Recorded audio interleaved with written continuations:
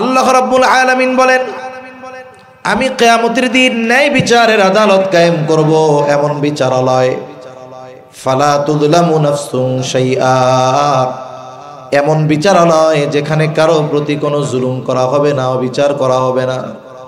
কিন্তু আমরা দেখি আমাদের দেশের বিচারালয় বলেন, আন্তর্জাতিক বিচারালয় বলেন, পৃথিবীর সব দেশের বিচারালয়ের মধ্যে পরিপূর্ণ ন্যায় বিচার পাওয়া যায় না। কিন্তু আল্লাহ তাআলা বলেন, ফালা তুযলামু নাফসুন শাইআ, ওই বিচারালয়ে কারো প্রতি সামান্য জুলুম করা হবে না, অবিচার করা হবে না। আল্লাহ তাআলা বলেন, ওয়া ইন কানা মিসকালা হাববাতিন মিন খারদালিন আতাইনা বিহা, কেউ যদি সরিষা দানা পরিমাণ কোনো আমল করে, ওই আমল সহকারে আমল করনেওয়ালা কেউ হাজির করা হবে। শুধু হাজির করা হবে তা নয়, আল্লাহ তাআলা বলেন হিসাবও নেওয়া হবে। এত মানুষের হিসাব আল্লাহ তাআলা কেমনে নেবেন? অনেক কথার সংক্ষিপ্ত জবাব আল্লাহ তাআলা বলেন, কাফা বিনা হাসিবিন, হিসাব নেওয়ার জন্য আমি যথেষ্ট। ওয়াযাক্কির ফাইন্নায যিকরা তানফাউল মুমিনিন। আল্লাহ রাব্বুল আলামিন বলেন, আপনি বারবার উপদেশ দেন, ওয়াজ করেন, নসিহত করেন। কেন ওয়াজ করবেন, কেন নসিহত করবেন, কেন উপদেশ দিবেন? আল্লাহ তাআলা বলেন, ফাইন্নায যিকরা তানফাউল মুমিনিন, কারণ ওয়াজ, নসিহত, উপদেশ এটা হলো মুমিনদের জন্য উপকারী। কোরআনুল কারীমের মধ্যে যত আয়াত আছে, আল্লাহ রাব্বুল আলামিন বিধানাবলী সংক্রান্ত আয়াত নাজিল করেছেন 500। বাকি যত আয়াত আছে আল্লাহ তাআলা সব আয়াতগুলোর মধ্যে ওয়াজ, নসিহত, উপদেশ, উপমা, ঘটনা, কখনো নবীদের ঘটনা, কখনো কোন জালেমের ঘটনা, কখনো জান্নাত জাহান্নামের বর্ণনা, অতীতের অবাধ্য জাতির বর্ণনা, বাধ্য সম্প্রদায়ের বর্ণনা, আল্লাহ তাআলা এই বিষয়গুলোর ওয়াজ করেছেন, নসিহত করেছেন, উপদেশ দিয়েছেন। আবার অনেক সময় ঘটনা বর্ণনা করে আল্লাহ তাআলাই নিজে বলেন, আহসানাল কসস, সবচাইতে সুন্দর ঘটনা। আল্লাহ তাআলা এভাবে বান্দাদেরকে কোরআনুল কারীমের মধ্যে ওয়াজ করেছেন, উপদেশ দিয়েছেন। সাথে সাথে নবীজি সাল্লাল্লাহু আলাইহি ওয়াসাল্লামকে আল্লাহ তাআলা তার উম্মতদেরকে ওয়াজ করার উপদেশ দিয়েছে। নবীজি সাল্লাল্লাহু আলাইহি ওয়াসাল্লাম ওয়াজ করেছেন। নবীজি তার সাহাবায়ে কেরামকে যখনই সুযোগ পাইতেন তখনই ওয়াজ করতেন। যখন মসজিদে নামাজ শেষ, সাহাবায়ে কেরাম আছে, নবীজি ওয়াজ করতেন। সফরে চলতে এসেছেন, সাথে সাহাবায়ে কেরাম, নবীজি ওয়াজ করতেন। আবার দেখা গেছে এমনও হইতো নবীজি সাল্লাল্লাহু আলাইহি ওয়াসাল্লামের সাথে একজন, মাত্র একজন, নবীজি ওই একজনকেও অনেক গুরুত্বপূর্ণ ওয়াজ করতেন। যে হাদিসখানা আপনাদের খেদমতে পাঠ করেছি, রাসূলুল্লাহ সাল্লাল্লাহু আলাইহি ওয়াসাল্লাম এই হাদিসের মধ্যে, এই হাদিসটা একজন সাহাবীর কাছে বর্ণনা করছেন। কিন্তু হাদিসটা এত গুরুত্বপূর্ণ হাদিস যে এই হাদিসের মধ্যে বান্দার হক এবং মানুষের হকের কথা চলে আসছে ছোট্ট একটা হাদিসের মধ্যে। রাসূলুল্লাহ সাল্লাল্লাহু আলাইহি ওয়াসাল্লামের সাথে হযরত আবু যর রাদিয়াল্লাহু তাআলা আনহু ছিলেন। আবু যর রাদিয়াল্লাহু তাআলা আনহু থেকে বর্ণিত হাদিস। গরম পানি হলে ভালো, ঠান্ডা হয়ে গেছে।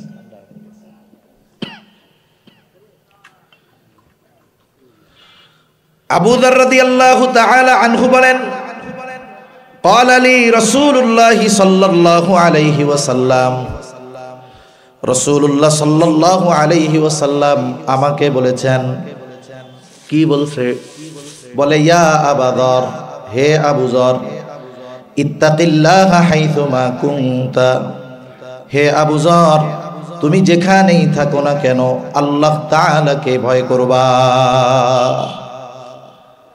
হযরত আবু যর রাদিয়াল্লাহু তাআলা আনহুকে নবীজি বলতেছেন, হে আবু যর, যেখানেই থাকো না কেন ভয় করবা কাকে?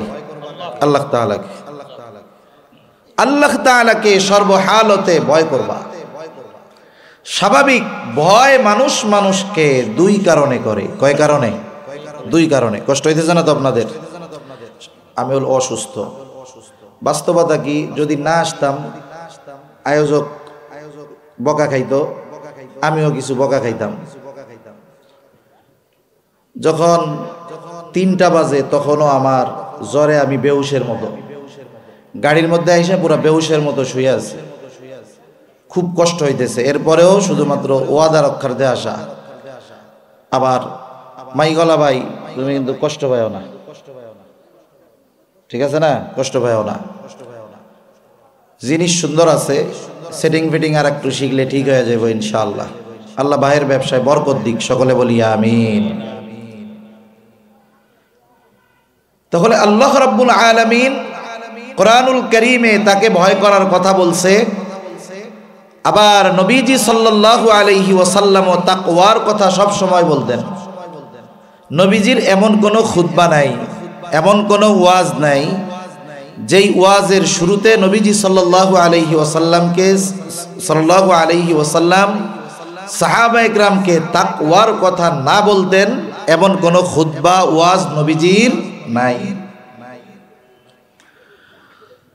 আবু যর রাদিয়াল্লাহু তাআলা আনহুকে নবীজি স্পেশাল ভাবে বলতেছে, হে আবু যর, তুমি যেখানেই থাকো না কেন আল্লাহ তাআলাকে ভয় করবা। ভয় মানুষকে মানুষ দুই কারণে করে। কয় কারণে? এক কারণ হলো লোকটা যদি সবচাইতে খারাপ হয়, মন্দ হয়, সন্ত্রাসী হয়, ডাকাতি হয়, তাকে মানুষ ভয় করে। 2 নাম্বার কারণ, খারাপির কারণে ভয় করে না, বরং সম্মানিত ব্যক্তি হওয়ার কারণে ভয় করে। মনে করেন একজন উচ্ছৃঙ্খল ছেলে এলাকার সবচাইতে বড় আলেমের সামনে উচ্ছৃঙ্খলতা করবে না। সিগারেট হাতে থাকলে সে ফালায়া দিবে। আর একজন বলে, ফালায়া দাও কেন? বলে, ওই তো বড় হুজুর আসতেছে। বড় হুজুর যদিও খারাপ মানুষ না, ভালো মানুষ, কিন্তু তার আজমত, তার সম্মান, তার মর্যাদার দিকে খেয়াল করে মানুষ তাকে ভয় করে। তাহলে প্রথম শ্রেণীর ভয় যেটা, এর মধ্যে থাকে মানুষের প্রতি খারাপ ধারণা, এর মধ্যে থাকে ঘৃণা। আর দ্বিতীয় শ্রেণীর ভয় যেটা, এর মধ্যে থাকে মহব্বত, আজমত, এর মধ্যে থাকে সম্মান। তাহলে আল্লাহ তাআলাকে বান্দা যে ভয় করবে, এই ভয়টা কোন কারণে করবে? বলে আল্লাহ তাআলার আজমত, আল্লাহ তাআলার শান, মান, মর্যাদা, এই দিকে খেয়াল করে বান্দা আল্লাহ তাআলাকে ভয় করবে। যেমন একজন বুজুর্গ বড় আলেমকে দেখা সে পাপ করতে ভয় পায়। কেন? বলে মোহাব্বত করার কারণে, তার আজমত, তার সম্মানের কারণে। অনুরূপভাবে আল্লাহ তাআলাকে ওই ধরনের ভয় করবে যে তার আজমতের দিকে খেয়াল রাখা, আল্লাহ তাআলা যেই বিষয়গুলো নিষেধ করেছেন সেগুলো থেকে সে বেঁচে থাকবে। এজন্য তাকওয়ার একটা অর্থ ভয়, আর একটা অর্থ বিরত থাকা, বেঁচে থাকা। 2টা অর্থকে যদি একসাথে সমন্বয় করা হয় তাহলে কি বলে? আল্লাহ তাআলার আজমত, শান, মান, কুদরত, আল্লাহ তাআলার দয়া, সব কিছুর দিকে খেয়াল রেখে তাকে মোহাব্বত করে ভালোবেসে তার নিষিদ্ধ বিষয়গুলো থেকে নিজেকে বাঁচিয়ে রাখা। যে রাখে বলে সেই ব্যক্তি হলো মুত্তাকি। সুবহানাল্লাহ। এখন একজন মুরব্বী, তাকে দেখে আমরা পাপ করি না কেন? বলে উনি সম্মানিত মানুষ, পাপ করতে যদি দেখা ফেলে তাহলে তো সমস্যা। আলহামদুলিল্লাহ, জাযাকাল্লাহ, ঠিক আছে। উনি যদি পাপ করতে দেখে এটা লজ্জা লাগবে, এই জন্য সে দেখে ফেলবে, এই লজ্জায় আমরা ওনার সম্মানের দিকে খেয়াল করে দেখে ফেলবে, এই ভয়ে, এই লজ্জায় আমরা গুনাহ করি না। অথচ লজ্জা করার ক্ষেত্রে সবচাইতে বেশি লজ্জা করা দরকার কাকে? জোরে বলেন না, কাকে? আল্লাহ তাআলাকে। আল্লাহ রাব্বুল আলামিনকে সবচাইতে বেশি লজ্জা করার দরকার। কারণ দুনিয়ার মানুষ আমাকে আপনাকে দেখবে, আত্মীয় স্বজন দেখবে, বন্ধু বান্ধব দেখবে, মা বাবা দেখবে, ভাই দেখবে। তাদের দেখার কিছু নির্দিষ্ট এরিয়া আছে। তারা সামনে দেখবে তো পেছনে দেখবে না, আলোতে দেখবে তো আধারে দেখবে না, কাছে দেখবে তো দূরে দেখবে না, সামনে দেখলে তো ডানেও দেখবে না, বামেও দেখবে না। কিন্তু আল্লাহ তাআলা বলেন তো পৃথিবীর এমন কোন জায়গা আছে নাকি যেই জায়গায় গিয়ে যদি আমরা পাপাচার অনাচারে লিপ্ত হই, ওই জায়গায় গিয়ে পাপ করলে, গুনাহ করলে আল্লাহ তাআলা দেখবে না? এমন কোন জায়গা এই সৃষ্টি জগতের কোথাও কি আছে? আল্লাহ রাব্বুল আলামিন সব জায়গায় দেখেন, সব কিছুর খবর আল্লাহ তাআলা রাখেন। আল্লাহ তাআলা শুধুমাত্র আমাদের অঙ্গের বাহিরের বিষয়গুলো দেখেন এমনটা নয়, অন্তরের ভিতরে কি আছে আল্লাহ তাও দেখে। আল্লাহ তাআলা বলেন, ওয়ালাকাদ খালাকনাল ইনসানা ওয়া না'লামু মা তুওয়াসওয়িসু বিহি নাফসু ওয়া নাহনু আকরাবু ইলাইহি মিন হাবলিল ওয়ারিদ।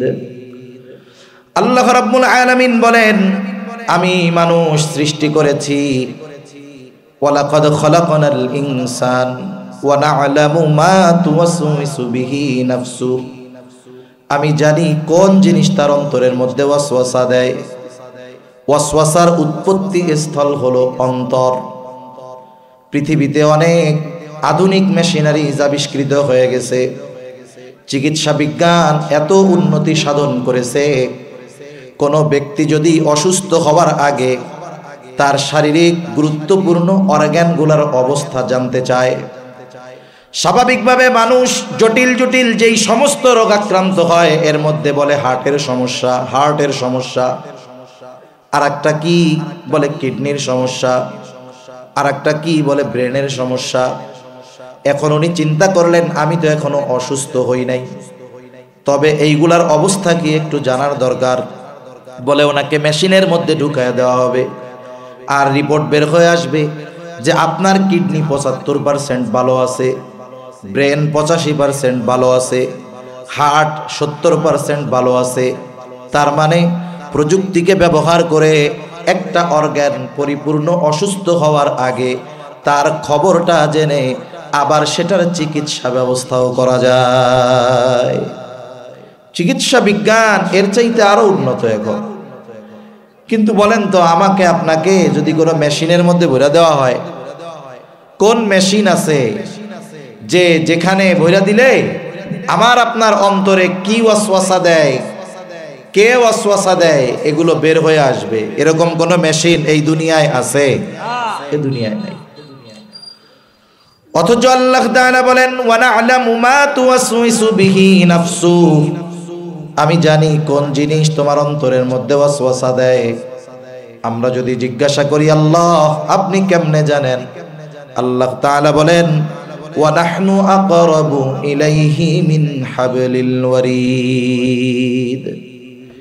এটা জানার কারণ হলো আমি তোমার শাহরগের চাইতেও অধিক নিকটে। সুবহানাল্লাহ বলেন, শাহরগের চাইতেও অধিক নিকটে।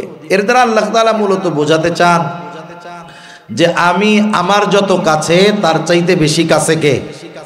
জোরে বলেন না কে? আমরা আমাদের যত কাছে তার চাইতে বেশি কাছে কে? আল্লাহ।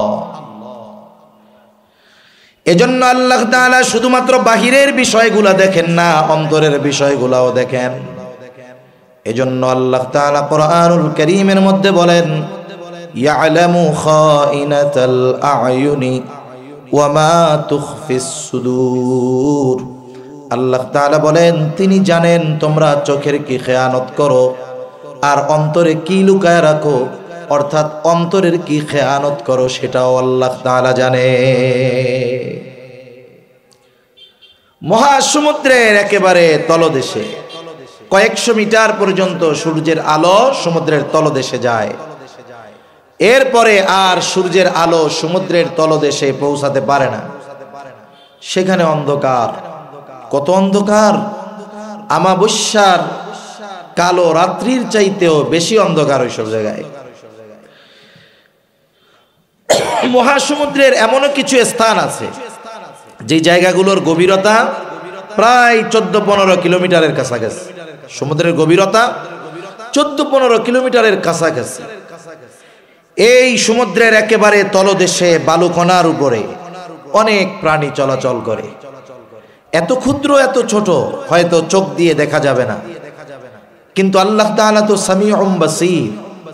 আল্লাহ তাআলা ওই সমুদ্রের অতল গভীরে কালো অন্ধকারের মধ্যে ক্ষুদ্র একটা প্রাণী সমুদ্রের তলদেশে চলাচল করে, ওটাকে তো আল্লাহ তাআলা দেখেনি, সাথে সাথে ওইটা চলাচলের কারণে যে আওয়াজ হয় সেটাও আল্লাহ তাআলা শুনতে পায়। সুবহানাল্লাহ। এখন বলেন, আমরা যদি পাপ কাজ করতে চাই, কোন জায়গা আছে যাওয়ার মতো?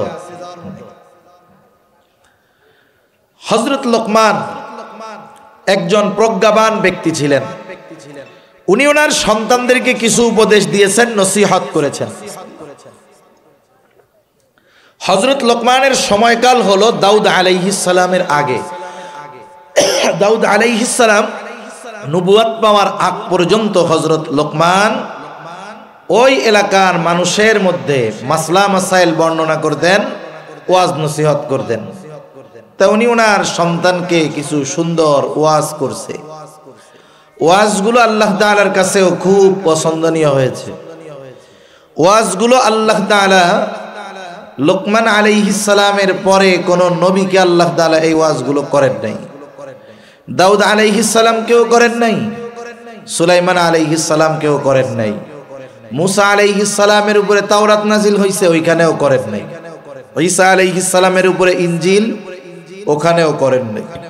আল্লাহ তাআলা উম্মতে মুহাম্মাদির জন্য লোকমান আলাইহিস সালামের সন্তানকে করা নসিহতগুলোকে সংরক্ষণ করেছেন এবং এই উম্মতের শিক্ষার জন্য, সন্তান গড়ার জন্য কোরআনুল কারীমে হযরত লোকমানের উপদেশগুলোকে আল্লাহ তাআলা নাজিল করেছেন। সুবহানাল্লাহ।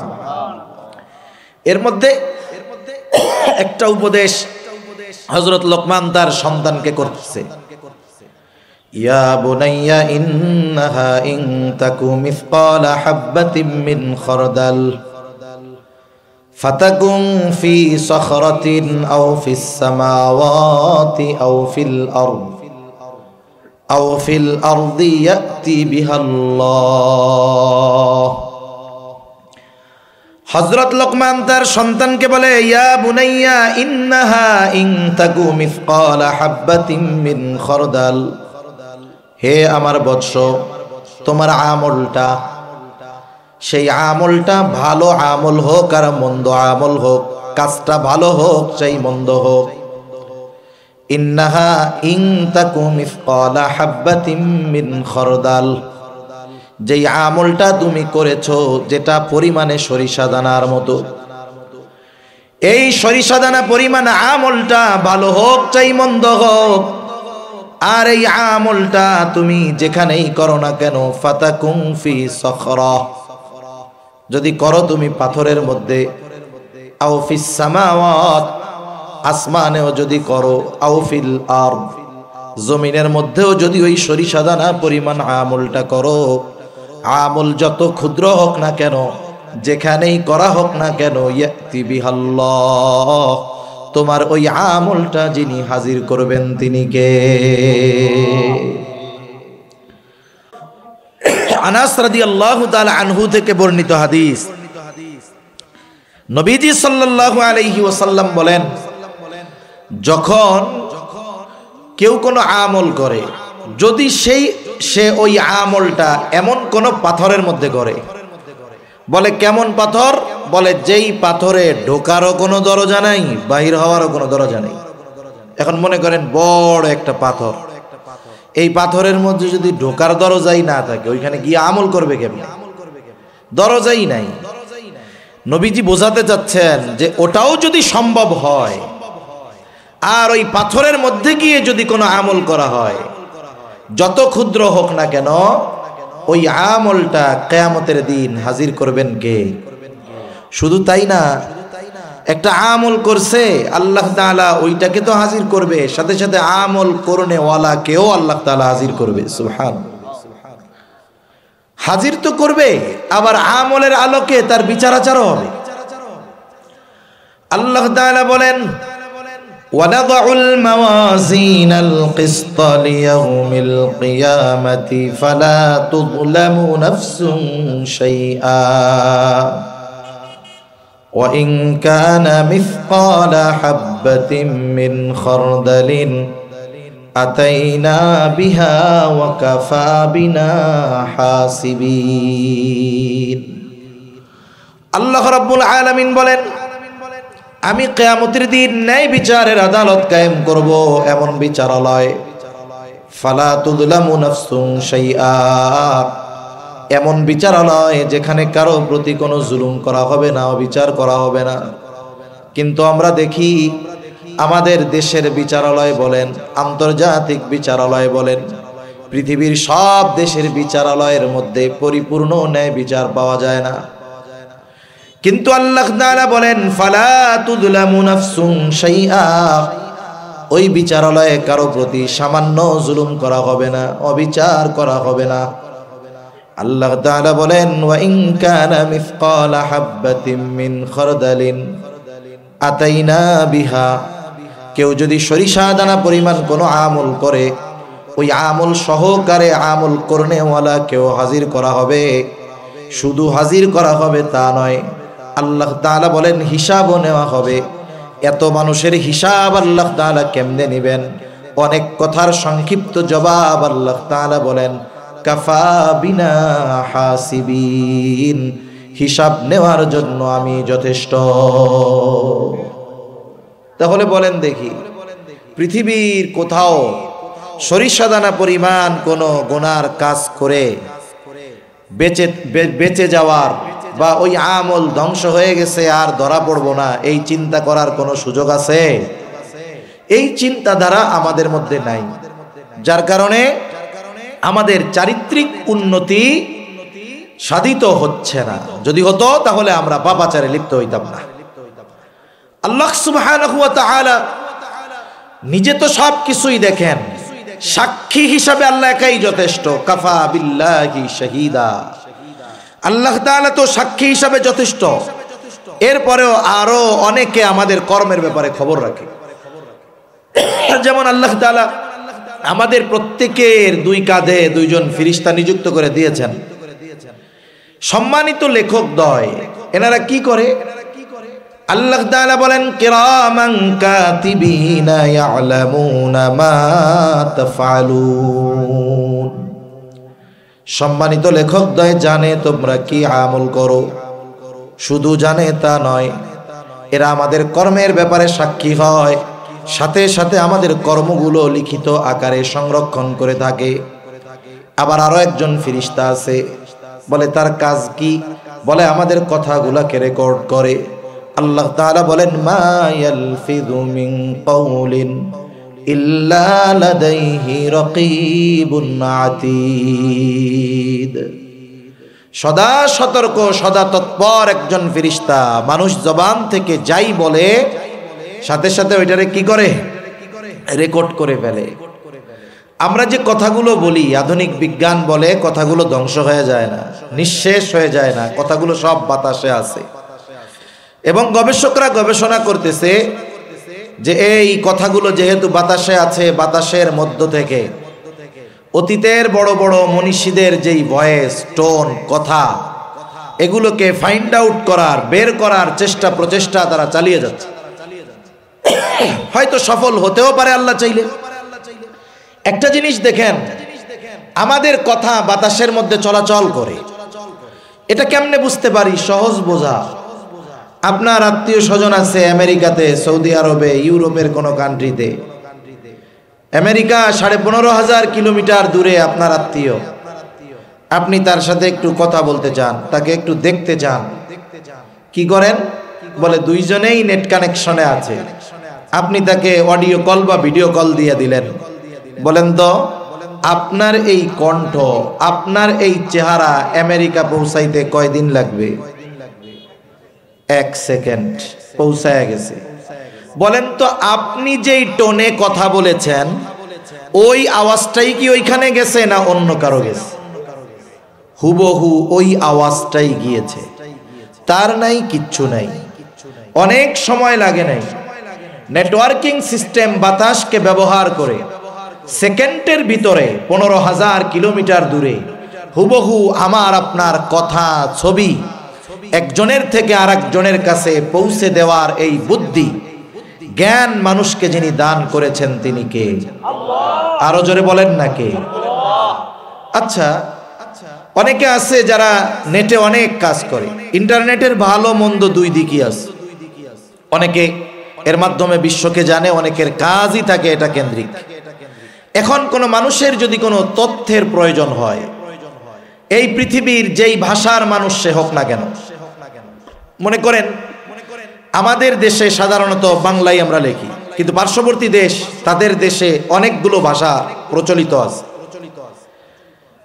এখন যত ভাষাভাষী মানুষ থাকুক না কেন, সে যদি চায় যে কোনো বিষয়ের তথ্য তাকে ইন্টারনেট থেকে নিতে হবে, গুগল থেকে নিতে হবে, তাহলে সে কি করে?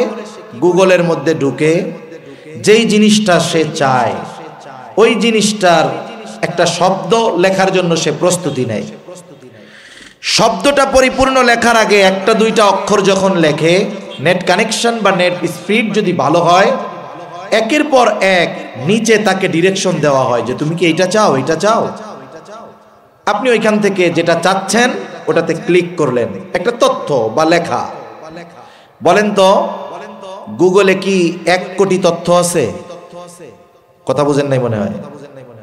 হাজার কোটি কোটি কোটি কোটি তথ্য আছে, বিলিয়ন মিলিয়ন ট্রিলিয়ন ট্রিলিয়ন তথ্য আছে। আপনি আমি যখন একটা তথ্য বের করার জন্য ক্লিক করি, আধা ঘন্টাও লাগে না। নেট স্পিড ভালো হলে 1 মিনিটের মধ্যে বিশাল তথ্য আমার আপনার সামনে হাজির হয়ে যায়, ঠিক কিনা বলে? আপনি জানতে চেয়েছেন মাছ নিয়ে, আপনি জানতে চেয়েছেন দোয়েল পাখি নিয়ে, যা জানতে চান তাই চলে আসবে। এই যে অগণিত তথ্য ভান্ডারের মধ্য থেকে আপনার চাহিদা মোতাবেক নির্দিষ্ট তথ্য আপনার কাছে পৌঁছে দেওয়ার ব্যবস্থা, মুহূর্তের ভিতরে চলে আসার ব্যবস্থা যেই ইঞ্জিনিয়াররা করেছেন, এই ইঞ্জিনিয়ারদের এই বুদ্ধি যিনি দিয়েছেন তিনি কে? আরো জোরে বলেন না কে? সে আল্লাহ যদি বলে যে বাতাস তোমার গোটা আকাশে যত কথা ছড়িয়ে আছে তার মধ্য থেকে অমুকের কথাগুলো আমারে আলাদা করে দাও, এটা কি আল্লাহর জন্য শুধু সহজ না অতি সহজ? অতি অতি সহজ। এজন্য আল্লাহ রাব্বুল আলামিন আমাকে আপনাকে দেখেন সাথে সাথে কর্মগুলো সংরক্ষণের ব্যবস্থা করেছেন, কথাগুলোও সংরক্ষণের ব্যবস্থা করেছেন। আপনাদের কাছে খবর যদি আসে বিশ্বস্ত সূত্রে যে কাপাসিয়া থানা থেকে এই খবরটা পাওয়া গেল, তোমাকে কিন্তু গোয়েন্দা নজরদারিতে রাখা হয়েছে। খবর যদি বিশ্বস্ত সূত্রে আসে কি করবে? বলে জীবনের গতিপথ পাল্টায় ফেলবে। ফোনে কোনো কথা উল্টাপাল্টা বলবে না, কোনো আড্ডার মধ্যে গিয়া বসবে না, যে কোন সময় ধরা পড়ে যায় আর আমাকে কোন মুসিবতে ফালায় দেওয়া হয়, আমাকে যদি দেখে ফেলে তাহলে কোন বিপদে পড়ে যাই। চিন্তা করেন সামান্য গোয়েন্দা নজরদারিতে আমাদের কত ভয়, কত ভীতি, যার কারণে লাইফ স্টাইল চেঞ্জ হয়ে যায়। কিন্তু আল্লাহ তাআলা সব সময় দেখে, এই 3 ফেরেশতা আমার আপনার সাথে সব সময় থাকে, অথচ এদের দেখা, এদের লেখা আল্লাহর দেখাকে আমি আপনি ভয় পাই না। এটা আমাদের জন্য বড় দুঃখের বিষয়, বড় কষ্টের বিষয়। এজন্য আমাকে আপনাকে যদি বাস্তবে ভালো মানুষে পরিণত হতে হয় তাহলে অবশ্যই আমাকে আপনাকে এই চিন্তা রাখতে হবে, আমার সব কিছু সর্বমুহূর্তে নজরদারিতে রাখার ব্যবস্থা করে রেখেছেন আল্লাহ। এই চিন্তা আমাদের মধ্যে থাকতে হবে। এটা বিহীন একটা মানুষ পাপাচার অনাচার থেকে বেঁচে থাকতে পারে না। এটা বিহীন একটা মানুষ তার নিজের মধ্যে পরিবর্তন আনতে পারে না। এজন্য কোরআনুল কারীমে আল্লাহ তাআলা বারবার তাকওয়ার কথা বলেছেন। নবীজি সাল্লাল্লাহু আলাইহি ওয়াসাল্লাম যখন খুতবা শুরু করতেন বারবার তাকওয়ার কথা বলতেন। তার মানে ওই যে আজমত সমৃদ্ধ এই ভয় করে আল্লাহর নিষিদ্ধ বিষয়গুলো থেকে বেঁচে থাকো, এটার নাম হলো তাকওয়া। আর যে তাকওয়া অর্জন করতে পারে তাহলে তার জন্য দুনিয়া আখিরাতের সফলতার দ্বার উন্মোচন করে দেন কে? একটা দুইটা বিষয় করে আমরা জানবো, বেশি বিষয় না। এখন প্রশ্ন হলো, নবীজিও তাকওয়া অর্জন করতে বলেন, আল্লাহ তাআলাও তাকওয়া অর্জন করতে বলেন, তাহলে তাকওয়া অর্জনের প্রসেসটা কি, পদ্ধতিটা কি? কোন পদ্ধতিতে আমরা তাকওয়া অর্জন করতে পারি? কোরআনুল কারীমের সুন্দর একটি বিষয় হলো যে আল্লাহ তাআলা কোরআনে যত আদেশ করেন সব আদেশগুলো বাস্তবায়ন করার পদ্ধতিও আল্লাহ তাআলা কোরআনে বলে দেন। সুবহানাল্লাহ। পদ্ধতিগুলো দুই ধরনের হয়। একটা হলো একেবারে সুস্পষ্টভাবে আল্লাহ বলে দেন যে এই আদেশটা এভাবে বাস্তবায়ন করবা। আরেকটা নির্দেশ করেন কিন্তু পদ্ধতিটা সুস্পষ্টভাবে বলেন না, পদ্ধতিটা সুস্পষ্টভাবে না বলে এর সূত্র জানায় দেন যে এই সূত্রের আলোকে সামনে চললে তাহলে এই আদেশ বাস্তবায়নের পথ তুমি পেয়ে যাবে। যেমন কোরআনুল কারীমের মধ্যে ঈমানের পরে সবচাইতে বড় ইবাদত যেটা, সেটার নাম কি বলেন তো? জোরে বলেন না কি? ঈমানের পরে সবচাইতে বড় ইবাদত নামাজ। নামাজের আদেশ কোরআনুল কারীমের মধ্যে আছে। কিন্তু কেউ কি কথা বলতে পারবেন যে কোরআনে নামাজের আদেশের সাথে সাথে ফজরের 2 রাকাত ফরজ বা সুন্নাত, যোহরের 4 রাকাত সুন্নাত ফরজ, এগুলো সব বিস্তারিতভাবে বর্ণনা করা আছে? আছে নাকি কোরআনে? কিছুই নাই।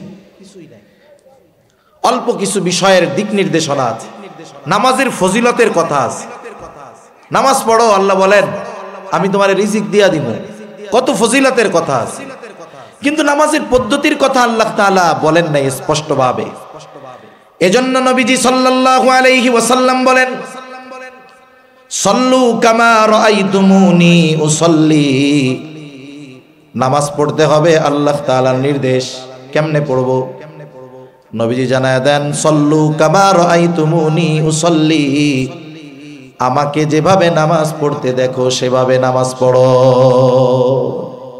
তাহলে নামাজের আদেশ দিয়েছেন আল্লাহ, কিন্তু এই আদেশের প্র্যাকটিক্যাল প্রয়োগ শিখিয়ে দিয়েছেন মুহাম্মাদুর রাসূলুল্লাহ সাল্লাল্লাহু আলাইহি ওয়াসাল্লাম। মনে করেন আরেকটা উদাহরণ দেই, যেমন আল্লাহ তাআলা কোরআনে আদেশ দিয়েছেন ওয়ারকাউ মা'আর রাকিঈন, রুকুকারীদের সাথে রুকু করো। নামাজের যতগুলো ফরজ আছে তার মধ্যে একটি ফরজ হলো রুকু করা। রুকু শব্দের শাব্দিক অর্থের দিকে যদি আপনি তাকাই তাহলে অর্থটা আসবে ঝোঁকা। এখন ঝোঁকার মাত্রা কতটুকু হবে, কতটুকু ঝুঁকতে হবে, কিভাবে দাঁড়াতে হবে, কোরআনুল কারীমে বিস্তারিত আলোচনা নাই। এখন যদি কেউ নবীর হাদিসকে বাদ দিয়ে, নবীর সুন্নাহকে বাদ দিয়ে সে যদি নিজের মতো নামাজের মধ্যে রুকু করার কথা আসছে সোজা হয়ে দাঁড়ায় শুধু মাথাটারে ঝুঁকায়, বলেন তো তার রুকু হবে নাকি? রুকু হবে না। তার মানে আল্লাহ সুবহানাহু ওয়া তাআলা আদেশ করেছেন রুকু করার, কিন্তু কতটুকু ঝুঁকতে হবে, কিভাবে থাকতে হবে, কতটুকু সময় থাকতে হবে সেটা শেখার জন্য ডিরেকশন দিয়ে দিয়েছেন যে এটা আমার হাবিবের কাছ থেকে শিখে নাও। সুবহানাল্লাহ। আল্লাহ তাআলা কোরআনুল কারীমের মধ্যে তাকওয়া অর্জন করার নির্দেশ দেওয়ার সাথে সাথে অর্জন করার কিছু পদ্ধতি আল্লাহ বলে দিয়েছেন।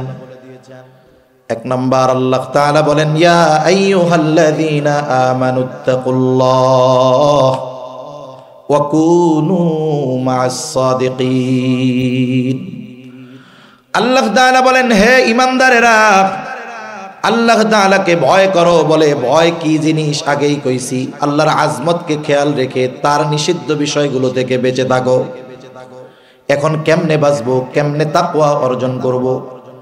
আল্লাহ তাআলাই বলেন, বান্দা কুনু মা'আস সাদিকিন, তুমি সত্যবাদীদের সঙ্গী হয়ে যাও। আল্লাহ তাআলা এখানে আবেদিন বলেন নাই, আল্লাহ তাআলা সত্যবাদিতাকে উল্লেখ করেছেন। তার মানে কি? বুজুর্গানে দিন বলেন, একটা মানুষ প্রকৃতপক্ষে সাদেক তখনই হতে পারে যখন তার মধ্যে অন্যান্য সব ভালো গুণের খোঁজ পাওয়া যায়।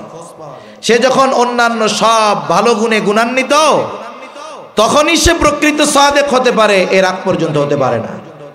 এজন্য দেখেন কাফেররা আমার আপনার নবীকে নবুয়তির বহু পূর্বে বিশেষ করে যেই দুটি গুণে গুণান্বিত করেছেন এর